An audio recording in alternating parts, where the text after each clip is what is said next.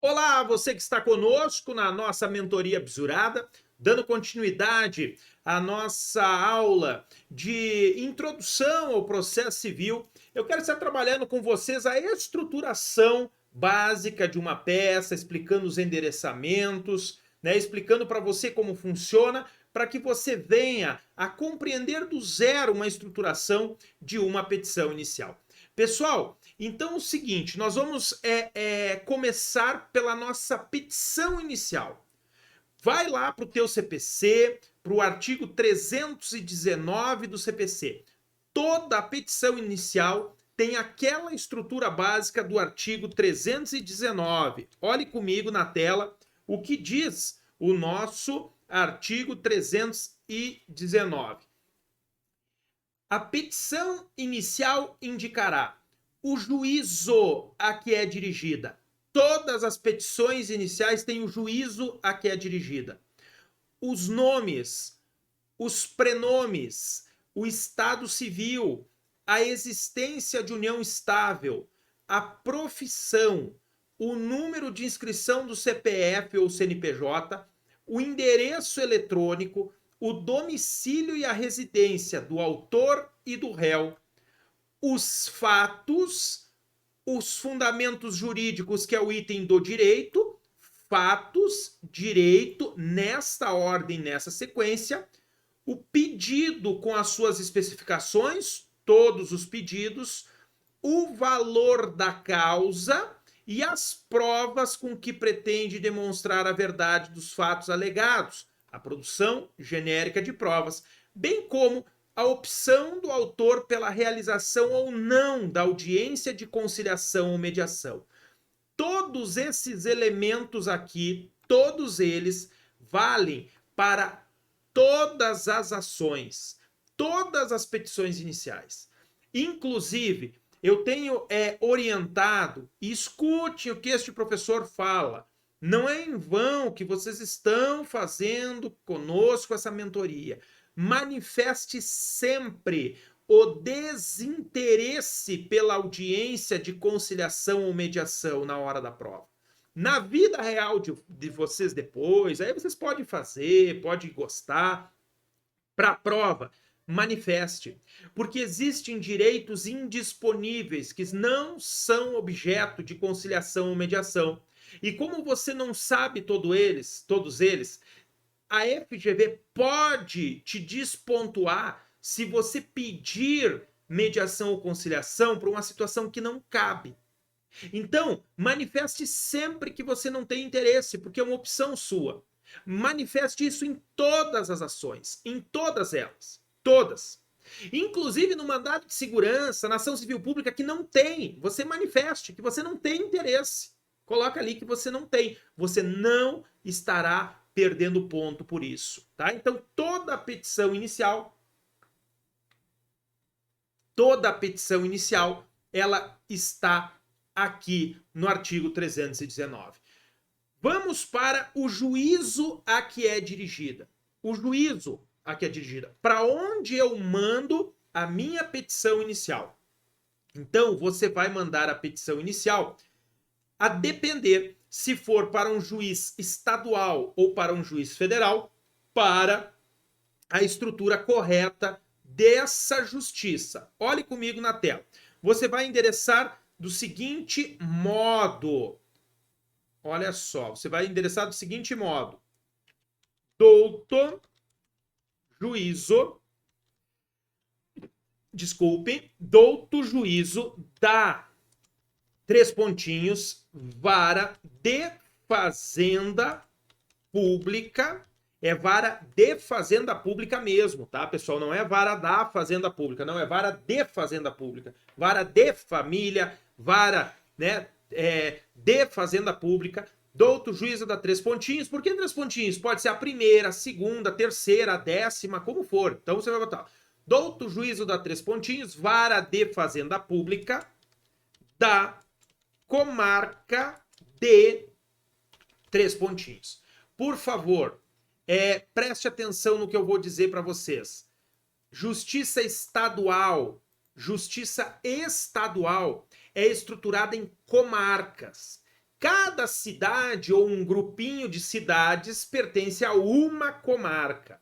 Justiça estadual, comarca. Diferente da Justiça Federal. Como é na Justiça Federal? A Justiça Federal não se estrutura em comarcas. Não existe comarcas na Justiça Federal. Na Justiça Federal existe seção judiciária e subseção judiciária. Cada estado e o Distrito Federal é uma seção judiciária. Cada cidade onde tem uma vara federal dentro desses estados se chama subseção judiciária. Não tem mistério, não tem segredo. É só lembrar isso. Na Justiça Federal não tem comarca. Comarca é lá na Justiça Estadual. Na Justiça Federal é seção quando eu me refiro a um estado todo e subseção quando eu me refiro a uma cidade. E a capital do estado, professor, é uma subseção. Subseção. Como fica então? Olha só. Doutor, juízo federal da 3 pontinhos, vara federal, tem que botar vara federal, da seção judiciária do estado 3 pontinhos. Ou douto juízo federal da 3 pontinhos, vara federal da subseção judiciária de 3 pontinhos. Porto Alegre, Santa Maria, né? Goiânia, são subseções. Professor, mas aí eu mando para uma seção ou eu mando para uma subseção? Para onde eu mando? Para onde você identificar no problema. Se o problema falar numa cidade, você vai endereçar para a subseção daquela cidade. Se o problema só falar num estado, você vai mandar para a seção judiciária daquele estado. Só isso. Douto juízo federal dá 3 pontinhos, porque pode ser primeira vara, segunda vara, terceira vara federal, quarta vara federal, né? Da seção judiciária do estado X ou subseção judiciária da cidade que for. Optem, se não falar no estado apenas, optem por essa aqui, ó, subseção judiciária de 3 pontinhos, é a mais adequada. Ok? Mas é isso aqui, gente, ó. Justiça estadual, deixa eu botar aqui, ó. Justiça estadual de primeiro grau. Esse material fica disponível para vocês aí abaixo do vídeo, tá? Na plataforma. Justiça estadual de primeiro grau. Vamos botar. Justiça federal. Deixa eu copiar para ganhar tempo aqui, ó. Justiça federal de primeiro grau. Justiça federal de primeiro grau. Ok? Ó, ambas aqui, a diferença é que você vai colocar esta seção, se for o estado, subseção de 3 pontinhos, eu vou botar aqui, ó, vamos botar aqui, subseção de Cachoeira, onde eu morava, Cachoeira do Sul. Um exemplo, você não vai inventar nada de cidade, né? Eu estou mostrando aqui para você entender que subseção é uma cidade. Esse é o endereçamento. Você vai deixar o endereçamento e a qualificação apenas uma linha de diferença. Só uma linha. Apenas uma linha. Beleza? Sempre uma linha. Por isso eu deixei uma linha aqui, uma linha para você não esquecer. Não precisa colocar 10 linhas, 5 linhas. Agora, professor Felipe, e naquelas ações como o mandado de segurança e o habeas data que nascem no tribunal, para quem que eu endereço no tribunal? Para quem? Para o presidente do tribunal. Beleza? Mandado de segurança e habeas data que vão nascer num tribunal, você vai endereçar para o presidente do tribunal. Vamos fazer aqui, né, essa qualificação, esse endereçamento para você ver, ó. Ó, excelentíssimo. Vamos fazer para todos os tribunais, ó. Excelentíssimo senhor desembargador nos tribunais de justiça dos estados. Tribunais de Justiça dos Estados é desembargador. Nos tribunais regionais federais chama-se de desembargador federal. Pela Constituição, eles são juízes dos tribunais regionais federais, mas popularmente se chama de desembargador federal. E nos tribunais superiores, eles são ministros. Então você vai dar excelentíssimo senhor desembargador presidente do Tribunal de Justiça do Estado, 3 pontinhos, ó. Esse é o endereçamento de uma peça que vai nascer no TJ. Um mandado de segurança, um habeas data originário, ó. MS ou HD originário no TJ. Perfeito? E como fica num TRF? Como fica num TRF? Professor Felipe, mas tem originário num TRF? Tem, vou mostrar para vocês, daqui a pouquinho já mostro. Não cai na nossa prova, mas tem, para você saber. Depois eu já vou mostrar os artigos aqui onde vão estar, né, esse endereçamento, essa competência, porque para que cidade eu mando, para onde eu mando, beleza? Olha só. Excelentíssimo senhor desembargador federal, presidente do Tribunal Regional Federal da 3 pontinhos região. Por que 3 pontinhos região? Cada tribunal regional é dividido em região. Por exemplo, Tribunal Regional Federal da 4ª região pega o estado do Rio Grande do Sul, Santa Catarina e Paraná. Tribunal Regional Federal da 1ª região pega o Distrito Federal, mais um punhado de estados da região norte, todos aqui. Então você vai botar aqui, ó, eu vou botar MS ou HD originário no TRF. No TRF, ó. Então você vai colocar ele aqui, né, para você saber. Ok, pessoal? No STJ, como funciona no STJ? Vamos lá para o STJ. Excelentíssimo senhor ministro presidente do Superior Tribunal de Justiça. E no STF? No STF, pessoal, vai ser a mesma coisa. Do Supremo,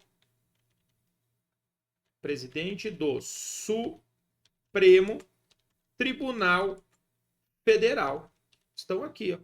Ó, esses são os 2 endereçamentos para mandado de segurança e habeas data originário num tribunal.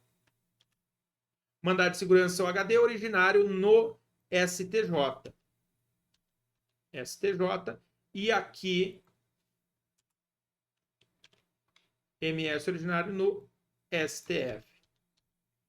Tá? Esse mesmo endereçamento aqui do TRF, esse mesmo endereçamento aqui do TJ, esse mesmo do STJ e do STF valerá para as folhas de rosto, do ROC, do recurso especial e do recurso extraordinário. Por quê? Porque o recurso, esses recursos, apelação também, mas apelação é para o juiz de primeiro grau, então relaxa, tá? Recurso ordinário constitucional, recurso especial e recurso extraordinário, você entrega o recurso na mão do presidente do tribunal recorrido. E o presidente do tribunal recorrido vai mandar para o tribunal que vai analisar as razões. Então, a folha de rosto de um ROC, de um recurso especial, de um recurso extraordinário, terá endereçada a folha de rosto para o desembargador presidente do Tribunal de Justiça ou para o desembargador presidente do Tribunal Regional Federal. Se for um ROC para o STF, atacando um acórdão proferido em única instância pelo STJ, a folha de rosto será endereçada para o presidente do STJ, sempre para o presidente do tribunal recorrido. Está aqui, presidente do tribunal recorrido, estou recorrendo de uma decisão do seu tribunal. Perfeito? Gente, olha só, eu quero que vocês abram o Código de Processo Civil. Abra o Código de Processo Civil. Deixa eu mostrar uma coisa para vocês. Código de Processo Civil. Eu quero que você se desloque até o artigo 42. Está na tela para vocês. Olha só. Da competência. Artigo 42. Ó. As causas cíveis serão processadas e decididas pelo juiz nos limites de sua competência, ressalvado às partes o direito de instituir juízo arbitral na forma da lei. Então, o seguinte, nós vamos ter a questão de competência. E cada competência vai ser definida a partir deste artigo. Primeiro, eu quero que vocês compreendam a competência envolvendo as entidades federais. Você não pode esquecer, tendo a união no polo, ou alguma das entidades que estão no artigo 45 do CPC, a ação será endereçada para a Justiça Federal. Federal não pode de jeito algum esquecer disso. Olha o que diz o artigo 45 do CPC. Desce um pouquinho nele. Tramitando o processo perante outro juízo, os autos serão remetidos ao juízo federal, passa um traço simples aqui, juízo federal competente. Se nele intervier a União, suas empresas públicas, suas entidades autárquicas e fundações, ou Conselho de Fiscalização de Atividade Profissional, na qualidade de parte como autor, como réu, parte, ou de terceiro interveniente, terceiro interessado, exceto nessas ações aqui que não nos interessam. Então, o artigo 45, ele vai dizer que compete à Justiça Federal processar e julgar uma ação que tenha como parte a União, uma empresa pública federal, uma autarquia federal, uma fundação pública federal, um conselho de fiscalização de atividade profissional. Sociedade de economia mista, competência da Justiça Estadual. Por quê, professor Felipe? Porque não está aqui, poxa. Não está aqui por isso. Se vocês pegarem o artigo 109, inciso 1, vocês verão que também não está. É residual. A competência da Justiça Federal é só o que for taxativo dela, como aqui. Não está aqui, cai para estadual. É Justiça Estadual. Então, não esqueça. Para você definir a competência, para onde vai, se é Justiça Federal ou Justiça Estadual, tem que ter o 45. Aí, as ações contra estados, contra municípios, contra autarquias estaduais ou municipais, empresas públicas estaduais ou municipais, fundações estaduais ou municipais, sociedades de economia mista, federal, estadual, municipal, juiz de primeiro grau comum, lá de primeiro grau da Justiça Estadual. Perfeito? Estadual. Pessoal, outro ponto é contra quem eu ingresso a minha ação. Olha só, a minha ação, se for um mandado de segurança ou um habeas data, vocês já viram que as nossas duas pecinhas especiais aqui são mandado de segurança e habeas data? Mandado de segurança e habeas data, eu impetro contra a autoridade coatora. Quem vai figurar na qualificação é a autoridade coatora. Já nas ações de conhecimento, eu vou ajuizar contra a pessoa jurídica. Pessoa jurídica. Então, eu vou ingressar contra a União, contra os estados, contra o Distrito Federal, contra os municípios. As ações do 318 do CPC, eu ingresso contra a pessoa jurídica. Mandado de segurança e habeas data, eu ingresso contra a autoridade coatora. Embora eu tenha que colocar a vinculação. Vou colocar lá a vinculação. Né? Vem perante Vossa Excelência impetrar mandado de segurança. Em face de ato coator do senhor João de Tal, prefeito municipal do município Alfa, vírgula, vinculado ao município Alfa, vírgula, pessoa jurídica de direito público interno. Beleza, gente? Pegou aí? Olha só. Agora, nós vamos para o artigo 46, para o artigo 47, para nós estarmos aí olhando, e depois os 51. Olha só, artigo 46, tá na tela para vocês. A ação fundada em direito pessoal, um direito pessoal do indivíduo que está ingressando com a ação, ou em direito real sobre bens móveis, será proposta, em regra, no foro de domicílio do réu. No foro de domicílio do réu.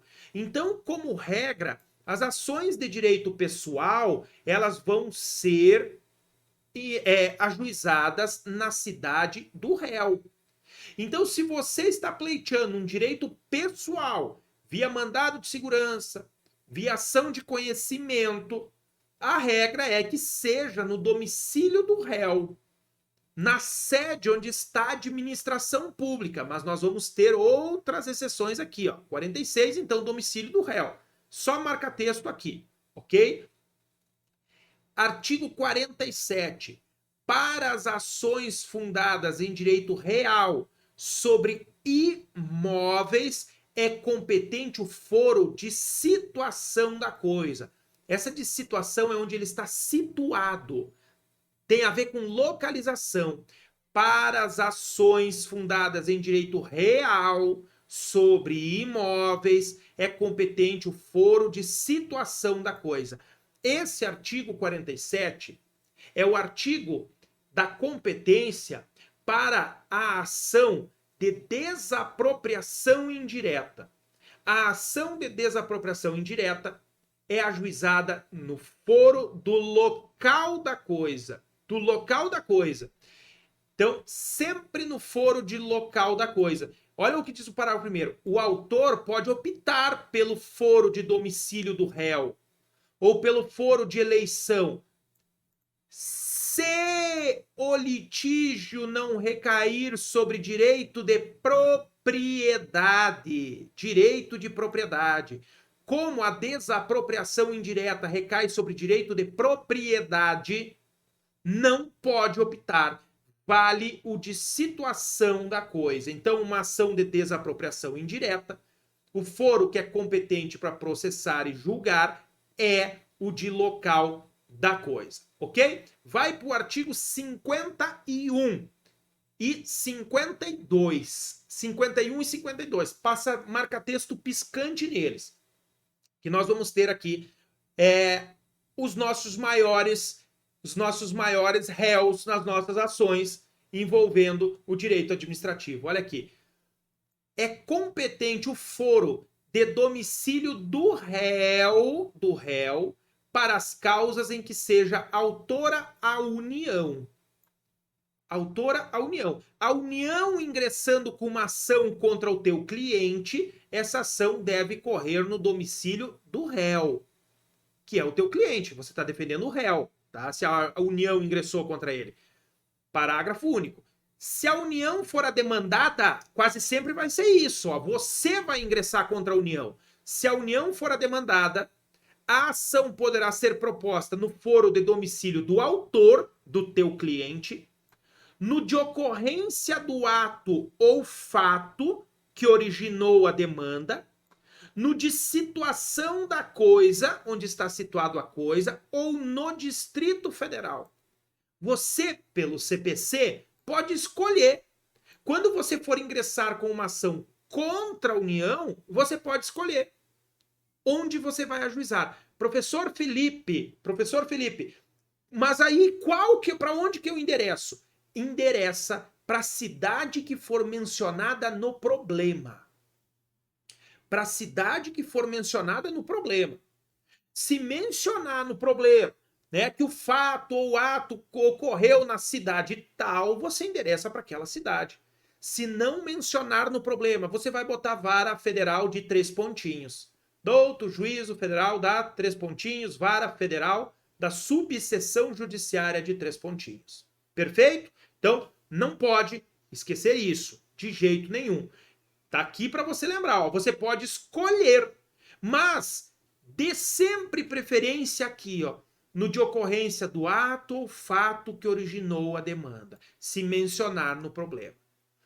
Agora, marca o 52. 52. É competente o foro de domicílio do réu para as ações em que seja autor Estado ou Distrito Federal. O Estado ou o Distrito Federal, processando o teu cliente, que vai ser o réu, ele deve ajuizar a ação no foro de domicílio desse réu. Está aqui no CPC. Parágrafo único. O que mais nos interessa aqui. Se Estado ou Distrito Federal for demandado, a ação poderá ser proposta no foro do domicílio do autor, no foro onde mora o teu cliente, no de ocorrência do ato ou fato que originou a demanda, ou no de situação da coisa ou na capital do respectivo ente federado. Em tese, a FGV não pode descontar de você nota de competência se você ajuizar em qualquer um desses lugares. Está aqui no CPC. Agora, nunca esqueça, ação de desapropriação indireta no local de situação da coisa sempre pelo artigo 47. Aplica ele, tá? De preferência para ajuizar no de ocorrência do ato ou fato que originou a demanda. Por que eu estou falando isso para vocês? Porque para várias outras ações vai ser aqui. Se você memorizar esse, você não vai se enrolar, você não vai errar. Quer ver? Pega a lei da ação popular, lei 4717. Vai para a lei 4717. Veja comigo, a lei 4717. Deixa eu abrir aqui também o 429 para mostrar para vocês duas leis que são importantíssimas para a gente compreender isso. Pega a lei 4717 e vai para o artigo 5º, que é a lei da ação popular. Olha na tela comigo. Conforme a origem do ato impugnado, é competente para conhecer da ação, processá-la e julgá-la o juiz que, de acordo com a organização judiciária de cada estado, for para as causas que interessam a União, Distrito Federal, Estado e município. Então aqui, pessoal, a competência da ação popular é na cidade onde foi originado o ato impugnado, no local onde foi feito o ato que está sendo impugnado. Por isso, memorize sempre, né? A competência onde ocorreu o ato é a melhor para vocês. É a melhor. Deixa eu pegar aqui para vocês outro exemplo para mostrar. Deixa eu pegar aqui. Olha só. Cadê a lei? Olha só. A lei 8429 de 92. Lei de improbidade administrativa. Está na tela para você. A ação para aplicação das sanções tratadas dessa lei será proposta pelo Ministério Público e seguirá o procedimento comum, aquele que nós estávamos olhando no CPC. Olha o parágrafo 4º. A ação a que se refere o caput desse artigo, ação de improbidade, deverá ser proposta perante o foro do local onde ocorrer o dano ou da pessoa jurídica prejudicada. Então, se você memorizar que é onde ocorreu o fato, onde aconteceu, você vai ter isso para qualquer uma das ações. Saiba que você pode optar lá nas ações de conhecimento pelo CPC, mas nessas outras, todas, se você optar pelo local onde ocorreu o fato, sempre será aceito. Deixa eu mostrar para vocês a Lei da Ação Civil Pública, tá? Pegue aí e abra a Lei 7347. Olha a Lei 7347. Você vai descer para o artigo 2º, que é a Lei da Ação Civil Pública. Olha aqui. As ações previstas nesta lei serão propostas no foro do local onde ocorrer o dano, cujo juízo terá competência funcional para processar e julgar a causa. Então, onde ocorreu o dano. Por isso, ó, indo para o CPC, se você colocar no de ocorrência do ato ou do fato que originou, se você memorizar isso, vai servir para praticamente todas as ações. Todas. Mandado de segurança. Você ajuiza no local onde ocorreu o ato coator. Por isso, é a melhor forma de você memorizar sempre. Beleza, gente? Do local onde ocorreu. Obviamente que quando a FGV não mencionar, para você definir o endereçamento, é só você pensar em Justiça Estadual, Justiça Federal. Beleza? Nesse bloco nós ficamos por aqui. Na sequência, nós vamos passar para qualificação. Vamos qualificar de modo completo como eu qualifico uma pessoa física, como eu qualifico uma pessoa jurídica, quem representa essa pessoa jurídica, por que eu tenho que colocar que eu tenho um mandato de representação. Depois vamos passar para a estruturação dos fatos, do direito, dos pedidos de como eles serão estruturados. Eu aguardo todos vocês, não fuja da nossa aula.